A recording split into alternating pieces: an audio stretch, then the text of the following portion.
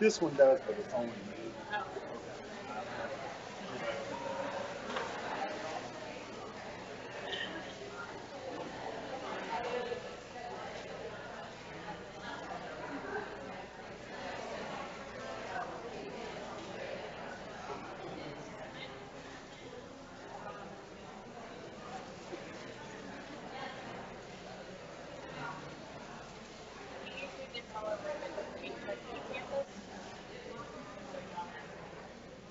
Not let me see how to run.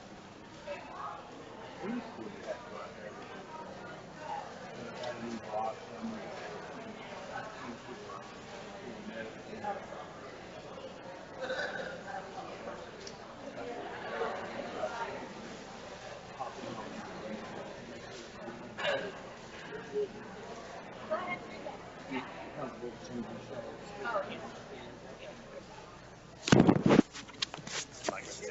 just press and hold that little oval button.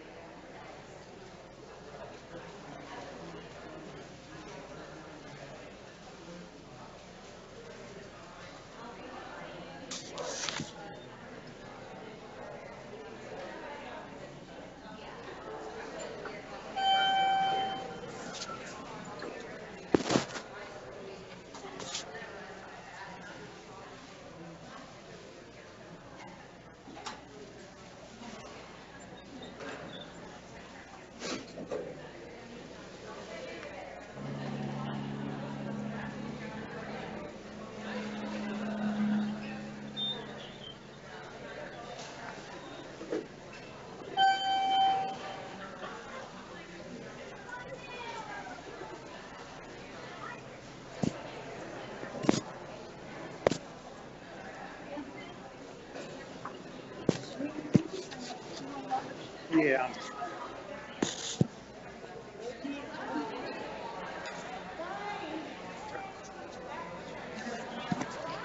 Get turkey. I'm gonna set it back here. I have to run over to Dill. I'll be right back. But what I want to tell you is she's comfortable turning off this, the one that's rolling and bringing hers up. Yeah, only button left you push, and I'll be back to do it. But just in case I get hit by a bus, is the audience mic that's not turned on yet. That's in the bathroom. It's in the aisle. No. Yeah, there's a button on the end of it. And you just press it, but I'll be back. Welcome and good afternoon. It's a few minutes afternoon. My name is Karen Chavez. I'm Chief of Staff to Dr. Gansel here in the School of Medicine. Welcome. It's good to see so many faces and familiar faces and new faces at our Smart Monthly program. Today we have a special program. I'm especially excited about it because how many of you know what our Boomerang program is? Boomerang is when we send someone out to a training experience and then they bring back what they learn and share it with the rest of us. And so Lindsay Goomer from Pediatric Surgery is going to be our Boomerang presentation, our presenter today, and she is going to talk to you about event planning and what she gained in that respect from a seminar that she participated in earlier in the year. If you haven't seen the notices on the Employee of the Year, Heart of the School, and Team of the Year, nominations are due November 4th. I think this is the first, I don't know, has anybody been here a long time? Have you ever done employee awards for the school before? I think this is the first time we'll be doing this. So if you know someone that's doing a great job, be sure to nominate them and get that nomination in by the 4th. I just want to point out that the nomination form is a cover form, and we would like to see nomination letters to go with that form if you're submitting a nomination for someone, telling us why they should be the winner for the award. The Employee of the Year award is a $500 award, and we're grossing it up so that the winner will actually get a $500 check. We have a team award that's $500 that will be split between whatever team members, however many members of the team win. And then we have a Heart of the School award, which is really looking at recognizing those individuals who go out of their way to try to make this school a great place to work. And so that award, I think, is $300. So make sure that you get your nominations in if you're going to nominate someone. How many of you are using the Will app? WHIL. I got some interesting information from the Will app people this week. We are the largest users of the Will app of any of their school subscribers. So we are now more than almost 350 enrolled in Will. And so I want to encourage those of you who haven't explored it to sign up. It's free. And to use the app. We're looking also at usage to make sure that our folks who are signing up are also using the benefit. We still have morning yoga, Tuesdays and Thursdays. I think when do you guys wind down that, Kathy? Okay, the end of December. And so if you're a morning person and missed the yoga opportunity, I think there are a couple of spots that somebody could join in. We are also starting a noon yoga class. That class is currently full, but we expect to have some attrition as the class goes on. So if you are on a wait list or didn't get to join, please do contact us and we'll put you on the wait list, and as spots open up, we'll let you know about it. We are also starting Tai Chi. If you were at the program in September, you saw a demonstration of mindfulness, you saw a demonstration of yoga, and you saw a demonstration of Tai Chi. And so we are bringing Tai Chi. It will start November the 2nd. And yoga's Tuesdays and Thursdays, and Tai Chi is Mondays and Wednesdays. I have to keep my dates straight. And that will also be at noon. The Tai Chi will be out in the courtyard out here in front of Kornhauser, between Building B and Kornhauser, and it's free. So if you've never tried these things before and you think this might be something you're interested in, here's an easy way to give it an initial go. Without any further ado, I'm going to allow our Organizational Challenges and Opportunities Committee to come forward and talk about the cost savings contest.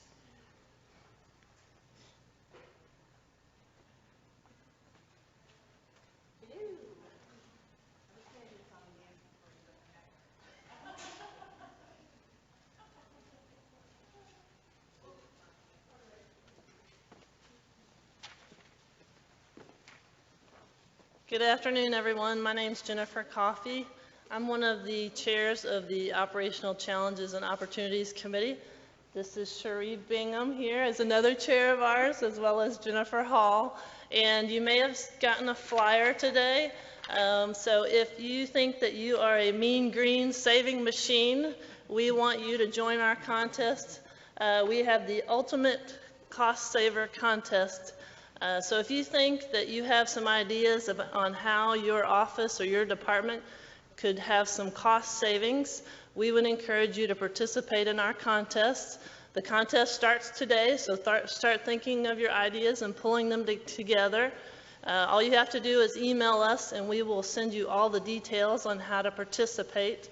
But we encourage you to participate, and we want to find ways to save money for the School of Medicine and for your department. Anything I left out? If you didn't get a flyer today, we'll be sending an yeah. email right after you all leave here. You'll have an email in your box. So. All right. Think of those ideas.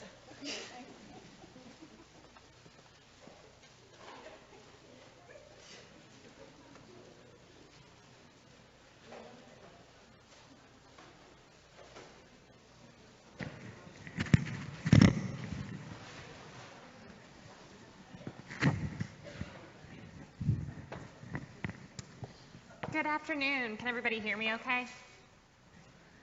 No? Yes? Let's see.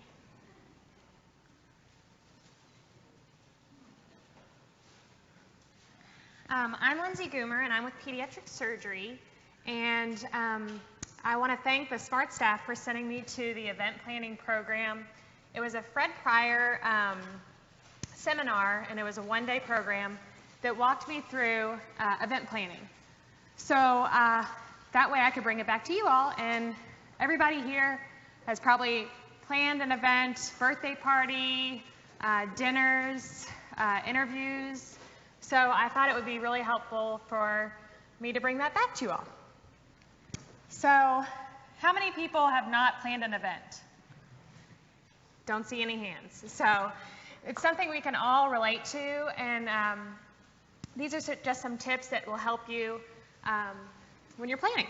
So an event, something notable or important, and this could be your child's first birthday party, a 3-day event that you bring people from all around the country to, or just an interview day that you have with your program. So it can be big or small, and planned or social occasion. So what I can relate to, and I'm glad I went in April to this, because with pediatric surgery, we had 100 people from all over the country come in town for an event that was 3 days long, and there were activities planned from morning to night for these people. So it was really good to have a good plan for it and a backup plan in case anything went wrong. So what the event planning process is you receive an assignment. This is, okay, so we are having a big event in September. We need to do this, this, and this for our group. And then what you need to do to make sure that's a success. What are the goals of the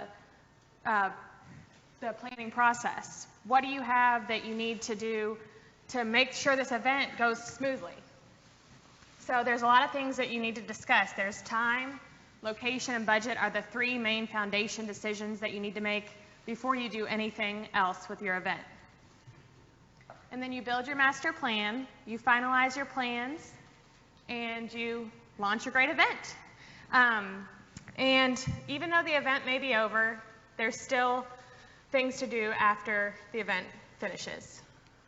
So when you receive the assignment, you need to first figure out what it is. What's their goal? What is your goal when you're doing this event? Is it to celebrate someone? Is it to celebrate someone's achievements? Is it to have a dinner for someone? So you just need to know what you're doing and have a good plan for it. So it's one of the things you can do is you should be able to describe the 5 W's and the 1 H about your event. The who, what, when, where, why, and how. So what? It's your event. Let's say it's a birthday party. Why? You want to celebrate this person. You want to have people from all over come in town and celebrate a program that you're having. So you have specific goals that you need to do for this event. Who? The decision makers. Is it the person that's assigning you to plan the event? Is it you planning the event? Who makes the big decisions about this? And make sure you know who your audience is. You don't want to bring in pediatric surgeons, for example, from all over the country and not have things catered to their specific needs or what their goal is for the meeting. When you don't want to have an outdoor wedding in January in Louisville. So you need to know when, where, what time of year, what day of the week, how long. Is it in town or out of town? Are you planning a destination wedding? Are you planning something down the street from your house? And what kind of venue? Can it cater to what you're planning? Can it hold the amount of people you need? You just need to make sure that you have those kind of things checked off. And then the big one is budget. Who has ever planned an event with no budget? Oh, nice. That's lucky. Well, one out of many is kind of rare. So anyway, that's a big one that you need to focus on too. So after the program, I'll be able to send these slides to you. This was a great tool for me to use. It's a checklist, kind of like defining the different areas of the event, just so you don't get off track or lose your focus on what actually is really important to the event. And these are the 5 W's and the 1 H. So first of all, your foundation decisions are time, location, and budget.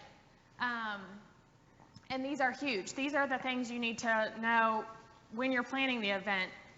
You need to know what kind of event you're having, but these 3 things are really, really important to getting started with your planning process and starting to do the little things underneath these big decisions. So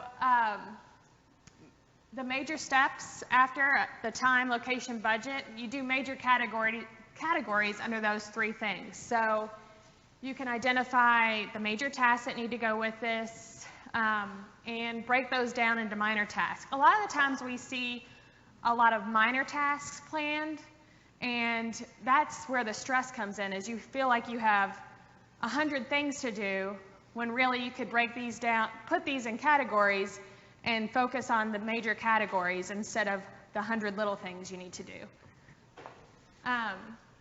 So when you're building your timeline, do the task list. What needs to be done first? And try to do a timeline for that. If you need to get the caterer first before you can make other decisions, make sure you have that written down and develop a plan for that. Really important is to identify deadlines. If you need to book a venue before 6 months in advance of your program, then you need to make sure that's a priority on your list. And then duration of the program. Is it a 3-day event? Is it a half a day? Is it an evening event? You need to know these specific things so you can identify other things like your food, catering, and what time people need to get there beforehand and after.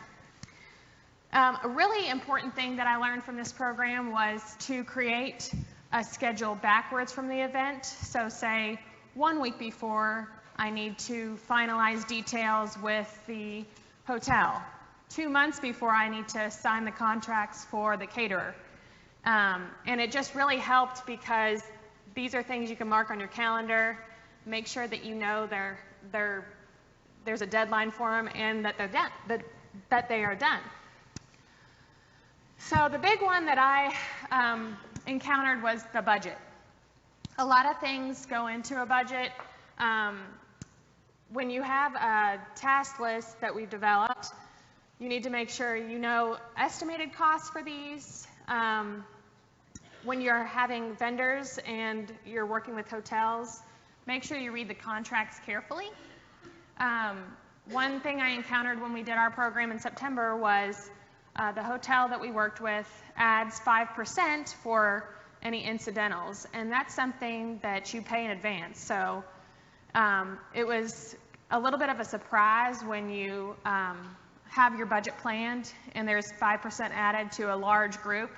It kind of adds up, so you want to make sure that you read that and read what people are expecting when you have contracts and vendors. A really good tip was to leave a 10% buffer. It's not always realistic when you're planning something on a tight budget, but it is helpful so you don't run into things that may be surprising to you.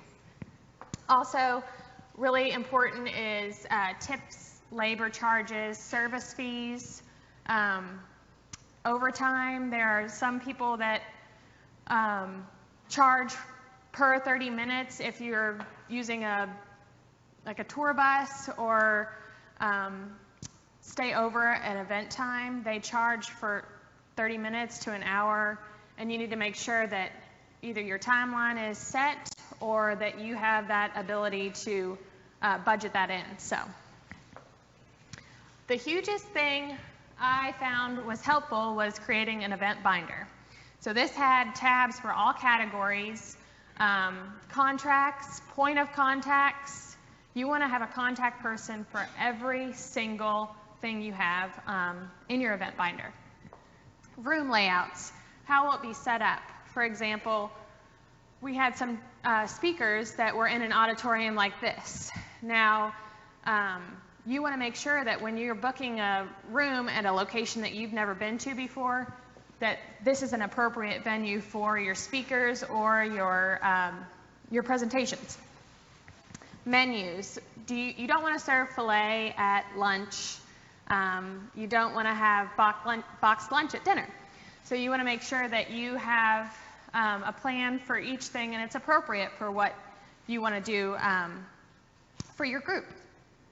There's task lists, and hopefully you have a team that will help you, and if not, making lists will really, really save you when you're planning an event. The timeline and schedule is really important.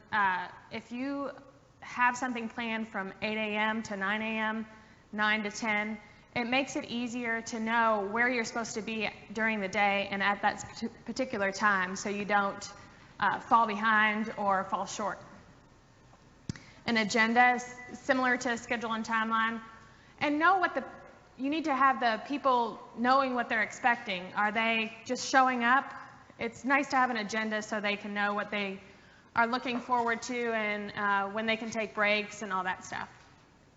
And then checklists and budget information are key as well. So these are the 6 essential elements of an event. They're location, facilities, food and beverage, agenda and programming, marketing and registration, special considerations, and the extras. So location and facilities. Is this facility big enough to hold how many people you have? Is it available at the time and day that you want it? You need to know the price. Is there a price for holding it? Is there down payment? Are there extra fees associated with renting the facility? And is there a minimum food budget for that? Also, read the contracts again. The instructor told us, read contracts. Terms and conditions, they may have a 50% refund up to a month before, and then if the event's canceled, you won't get a refund. So you need to make sure you read when the deadlines are and all that stuff. Also, AV cost extra. Make sure that you have everything set up that you need for your speakers or your presenters or your event beforehand, so you aren't rushing that day looking for a microphone or looking for a conference call number in case people need to call in. So, for food and beverage, are you going to have a seated buffet? Are you going to have appetizers? And the one thing she did tell me, which you think is a no-brainer, but it sometimes isn't, never serve alcohol without food at your event. Agenda and programming. So this goes along with the event timeline. What time are people coming? What time are people dropping things off? What time are the vendors coming? What time are they picking things up? When is the event over? And when you're working with speakers, make sure they know exactly where they're going, what time they're supposed to be there, and how long they are staying. Because sometimes you may have someone that thinks they're speaking at 10, they're really speaking at 9, and your whole day is ruined. So, also, a really important thing to do before you have a presenter or speaker is to have their presentations beforehand. That way, they don't show up and say, I forgot my flash drive. I just did this last night. It's new. You want to make sure that you have all that covered, loaded on the computer, and ready to go. And then AV, always, I'm sure as many have, run into AV problems. Make sure you set it up, check it, test it, check it again, test it again, so you don't run into a problem where things shut down on you. And then the programs and handouts. So when someone sends you slides for your program, you could potentially print off the handouts for your guest if they're willing to share it, or just have a backup in case the AV is not working or you can't seem to have the presentation ready. So for marketing and registration, this is really important if you are branding something for a society or, for example, U of L. You want to keep everything kind of streamlined and similar.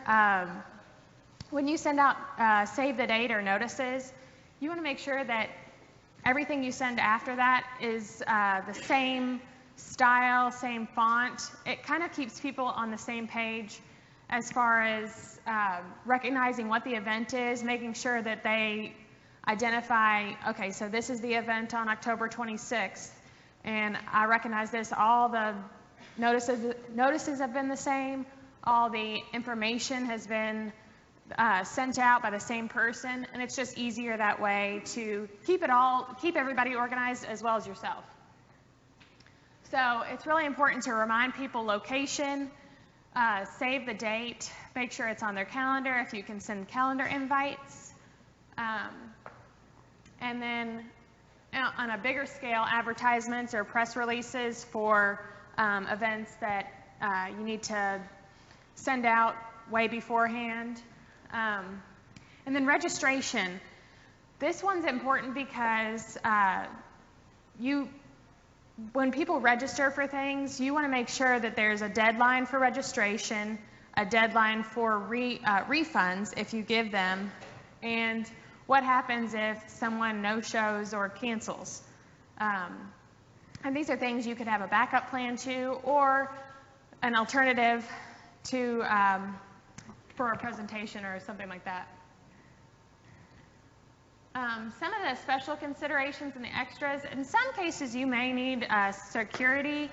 Not all events do, but it's always a good idea to know what kind of event you're having and to set up special precautions in case. Usually most contracts have liability and insurance included in them, so just make sure that you're reading those carefully. And then special needs groups. So you want to make sure For example, our event, we had people at the Churchill Downs and the Kentucky Derby Museum. Well, they were an age group where there could potentially be people in that would need assistance in a wheelchair, so we made sure that the Derby Museum had them available for us. And you just need to know your audience so that you can choose to make special considerations for people. Also, dietary restrictions. You want to make sure you're not serving ham at a Jewish event. And that's really important, again, to know your audience so you are aware of what you need to do to make sure that everybody is happy and not offended by anything. So, also the extras. If you are doing gift bags or any kind of door prizes or anything, it's really important to once again, know your audience and make sure that you have talked to your vendors or set up things with them to make sure that the people are receiving them.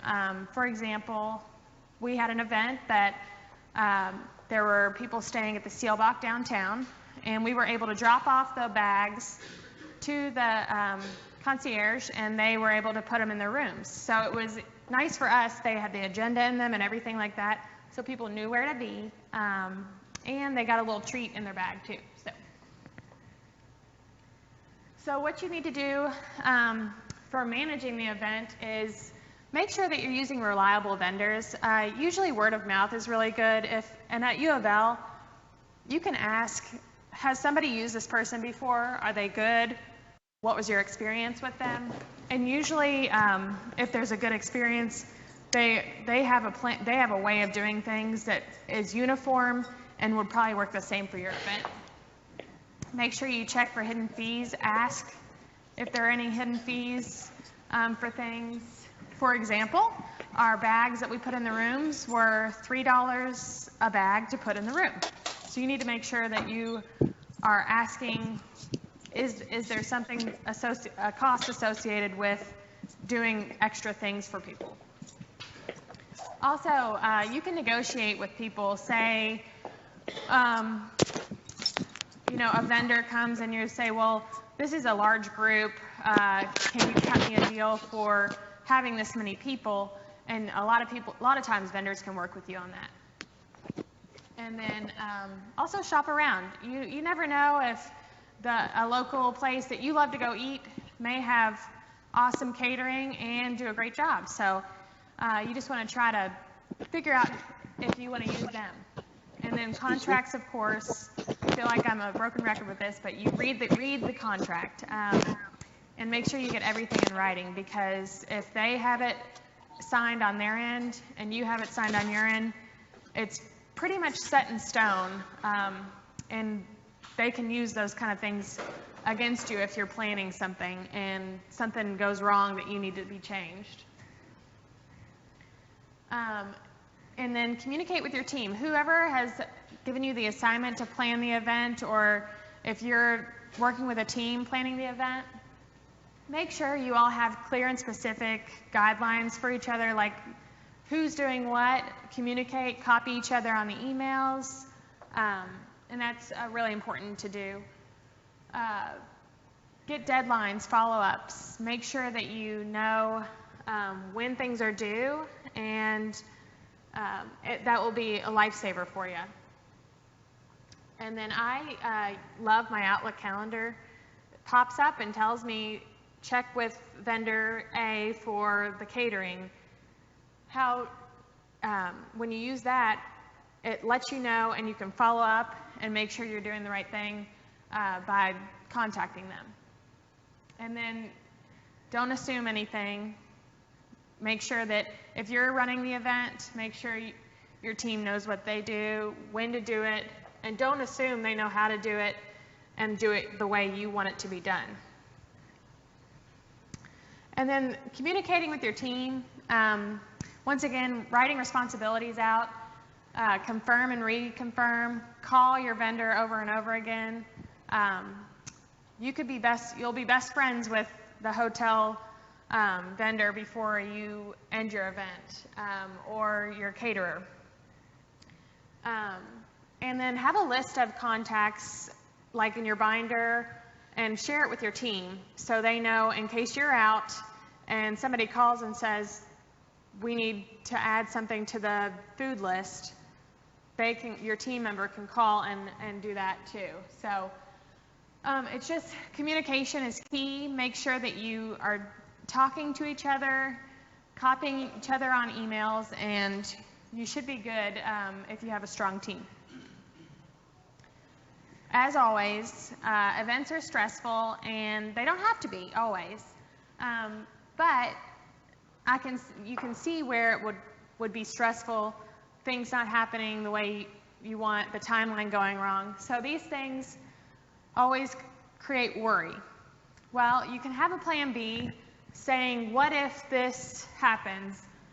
How likely is it to go wrong? What can we do to fix it? And usually there's a way to solve the problem before it even happens.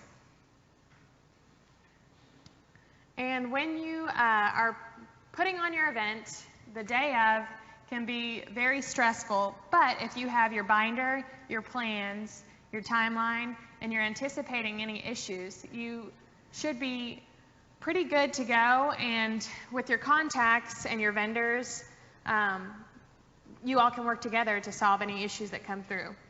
What I like to do is confirm, walk through, meet, train, and then do final preparations. Make sure that the venue is open when you get there. Make sure that you have a contact in case it isn't. Your AV set up. Your caterers know when they're coming, when they're leaving, when they're dropping things off, and what time they are doing their cleanup. You need to know these things for your own well-being as well, because you'll probably be at the event the entire time. So this is an important thing, is setting up and tearing down. When can you get in? When can you get in the venue? If it's an all-day event, can you get in at 7 in the morning to start at 9? Can you leave at 11 after it ends at 10 o'clock? When are these things have to be out? When do people come in and bring things in? And can you set something up if you're moving locations and leave the stuff there? These are just important questions to ask yourself and ask the vendor. And then really important is fragile things in last, out first. If you have like glassware, usually that comes in last, and then the caterers will identify what needs to be taken out first. And then when you have your schedule planned, make sure you give each vendor a copy of it so that you're all on the same page. And everything needs to be planned half an hour to an hour in advance so you can identify any issues and take care of them before the program starts. So along with that, on the event day, what I did this time was I had a backpack with my binder and all contact information. So if there were any issues while you're off-site and you have no access to a computer or your phone or information, you have that binder, and that should have every single piece of information you need for your event. And usually, not everything goes perfect with an event, as we all know, but it's easy when you have all the things planned to have your binder, have your contacts, and it's easy to solve problems that way rather than stressing or freaking out when something goes wrong. So a lot of times when you finish an event, you think, okay, it's over. Not necessarily. So what you need to do is you need to evaluate what the participants liked about it, what they got out of the program, what you felt like the impact on behavior was. Did it bring good results to the organization? Did it bring positive feedback? And for fundraising, for example, did it bring you return on investment, and did you make money fundraising? So I thought this was really interesting. instead of any negative feedback, what you do is you list the best things about the program first, and then what about for next time? They're always positive and future tense. So for next time, we will do this, and I think this will be good for, and that just brings, it keeps things positive, keeps morale up.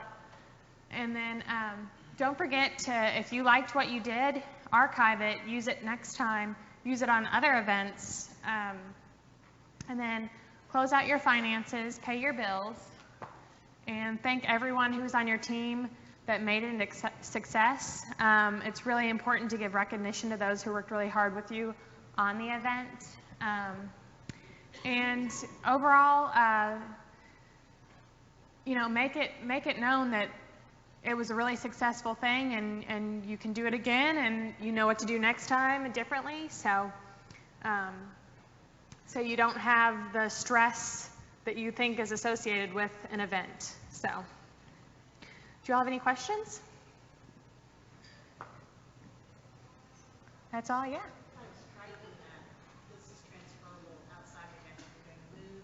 Oh, yeah. Yeah, I was comparing it to an event I did recently, but when we went to the program, they split us into 2 groups and allowed us to plan a wedding and a corporate event. And the similarities between the two were really striking, just how the base of everything.